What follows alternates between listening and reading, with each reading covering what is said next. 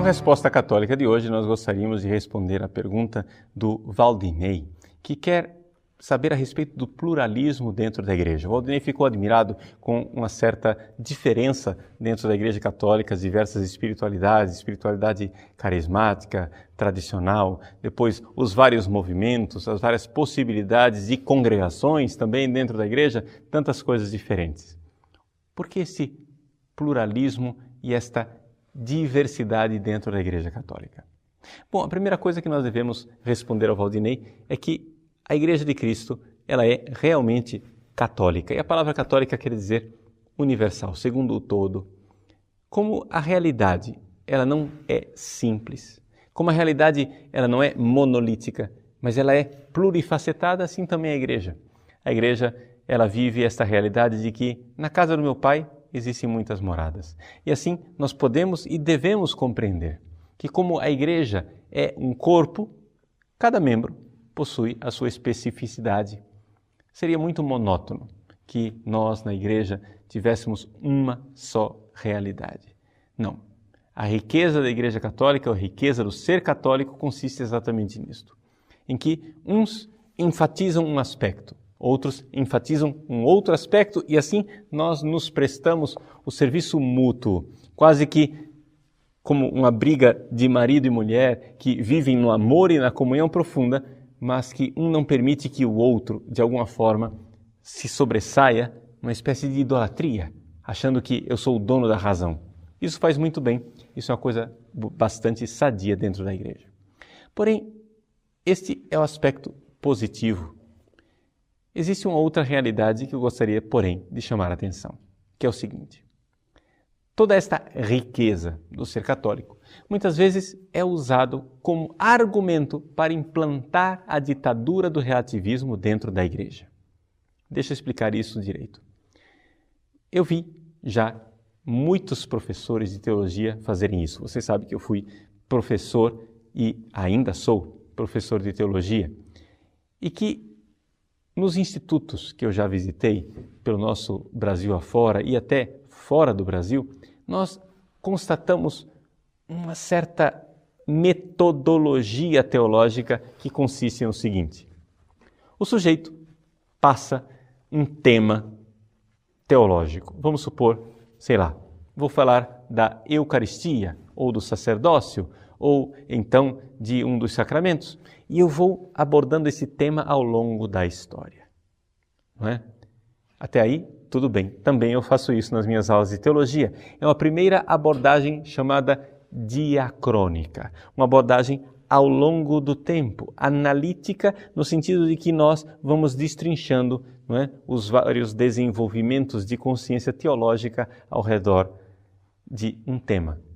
Pois bem, ao longo da história, a igreja, ela muda, sim, é verdade. Ela vai aumentando a consciência, ela diminui certos aspectos, enfatiza um outro e assim vai para frente. Uma vez que o professor fez esta abordagem diacrônica, quando ele passa para a segunda parte do curso, que é uma abordagem sincrônica, ele chega a uma conclusão e aí que está o veneno. Vejam, a igreja ao longo dos séculos mudou várias vezes a sua fé conforme os tempos. Também nós podemos mudar a fé e adaptá-la ao nosso tempo.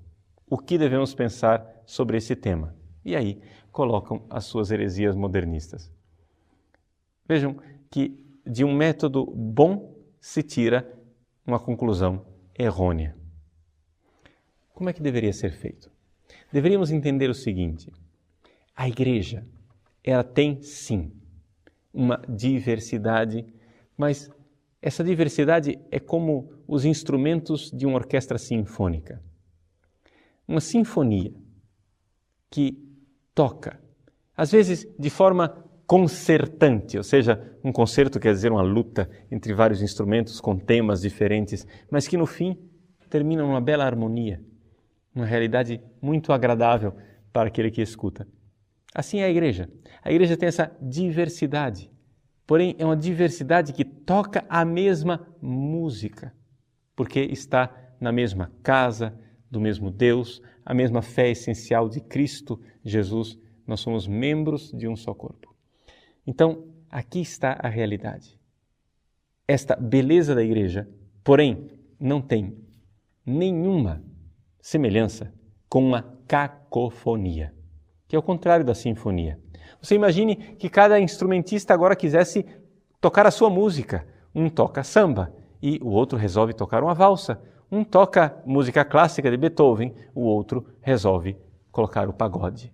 Você imagine o alarido, a cacofonia, aquilo que seria de terrível aos ouvidos se cada um quisesse seguir a sua própria inspiração.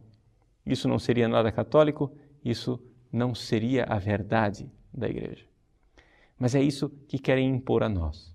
Hoje em dia, se usa o argumento dessa riqueza de variedade dentro da Igreja Católica para relativizar tudo e dizer tudo vale, tudo é possível, tudo é lícito.